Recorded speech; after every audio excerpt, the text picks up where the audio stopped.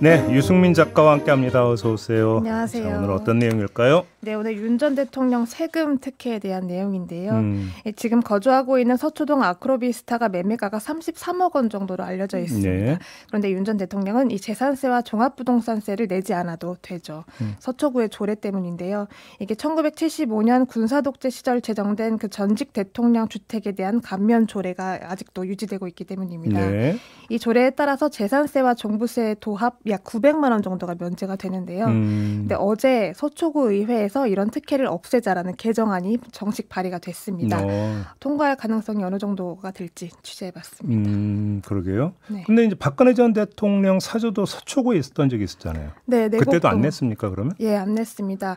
2017년부터 2022년까지 약 1,300여만 원 정도 재산세가 면제가 된 적이 있는데요. 네. 그 당시에도 더불어민주당 소속 서초구 의원들이 법률에 근거가 없는 혜택이다. 이 조례를 좀 폐지하자라고 요구를 했었는데 네. 국민의힘 측이 반대를 했습니다.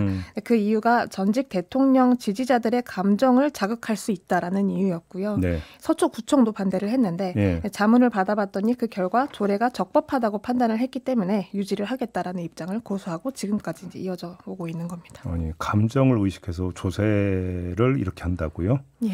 그래요? 알겠습니다. 아무튼 이번에 다시 이제 그 발의가 된 거잖아요. 폐지하자고. 예. 근데 통과 가능성이 있습니까? 의석 분포가 어떻게 됩니까? 의석 분포가 지금 상임위 같은 경우에는 그 7명, 총 7명인데요. 그중에 더불어민주당 의원이 2명이고 나머지가 다 국민의힘 의원이기 때문에 그럼 본회의에 올라가지도 못할 가능성이 있다는 얘기인가요? 예, 상임위 통과도 조금 어렵다고는 보고 있지만 그래도 좀 희망을 걸고 있습니다. 왜냐하면 한 명 한 명 다 찾아다니며 서명을 받고 있는 상황이고요. 네. 물론 뭐 그 긍정적인 반응을 보이는 의원들은 아직 없습니다. 또 몇몇 의원들은 아예 서명을 할 수 없다라고 거절을 하기도 했는데 여기에 대해서 이유는 별다른 언급은 또 없었다고 합니다.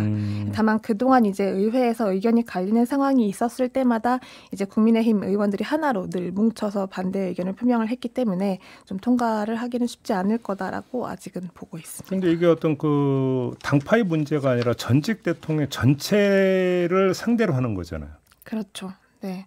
파면된 대통령이라고 한정을 지어버린다면 오히려 더 반대를 할 수 있는 명분도 그렇죠. 많고 가능성도 높은데 사실 오히려 모든 대통령에 대해서 감면을 하지 말자라는 취지이기 때문에 네. 관점을 좀 달리해서 바라볼 문제이기도 합니다. 그래서 이번에 상임위에서 어떤 질문이 나올까 예측을 좀 해달라고 했는데 이제 왜 지금 이 시기여야 하는가, 뭐 대통령에 대한 예우 차원에서 해온 걸 굳이 없앨 필요가 있는가라는 질문들이 좀 나올 걸로 예상을 하고 있었습니다. 지금 굳이 왜 이 시기에 결국은 또 윤석열 전 대통령 얘기를 끌어들이기 위한 것 이렇게 봐야 되는 겁니까? 네.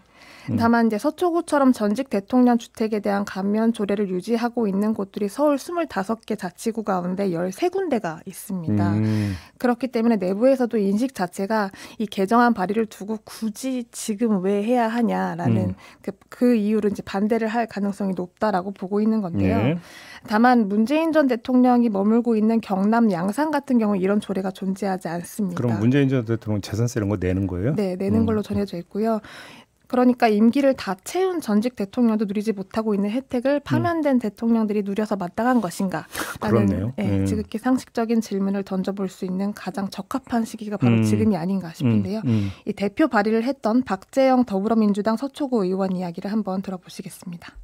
이 상황에 인지했고 개정의 필요성을 느낀 상황에서 조례를 개정하지 않는다면 오히려 저는 직무유기죠, 오히려. 제가 바꿔야 될 필요성을 느꼈고 잘못됨을 알았는데도 정치적인 이슈 때문에 개정을 미룬다면 그거야말로 너무 정치적인 행위가 아닌가. 지금 누가 봐도 명백하게 바꿔야 될 필요성이 느껴지면 그거를 해야 하는 권한이 있는 구의원들은 개정을 해야 맞다고 봐요. 네. 그러면 서초구청 입장은 뭐예요? 구청의 공식적인 입장은 아직 알 수가 없는데요. 네. 지난 금요일 날 윤 전 대통령이 서초 아쿠라비스타로 옮겼을 때 가장 먼저 나와서 마중을 하고 있던 게 서초구청장이었기 때문에 구청 측에서 조례 개정안에 찬성할 가능성은 좀 희박하다고 보고 있습니다.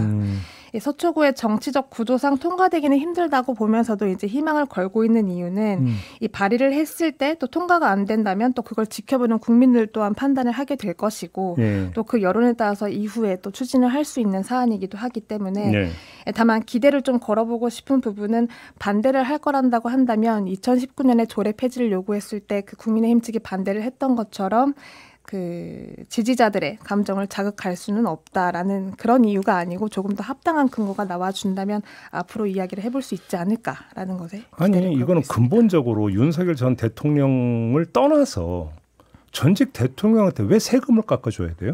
그렇죠. 상식적으로 네. 그게 예우에 해당이 되는 겁니까? 아니 예우라고 하는 게 의전이나 뭐 이런 것에 하면 되는 거지 세금 깎아주는 게 무슨 그게 여기서 왜 이게 연결이 되는 거예요? 그렇죠. 아니 이건 근본적인 문제가 있는 거잖아요. 네. 누구를 대상으로 하는 것이냐를 떠나서 네. 저는 그걸 이해를 못 하겠는데요. 저도 그렇습니다. 지금이 딱 얘기하기 좋은 시기라고 생각합니다. 그러니까요. 네. 알겠습니다. 자 이렇게 마무리하죠. 예. 유승민 작가와 함께했습니다. 수고하셨어요. 고맙습니다.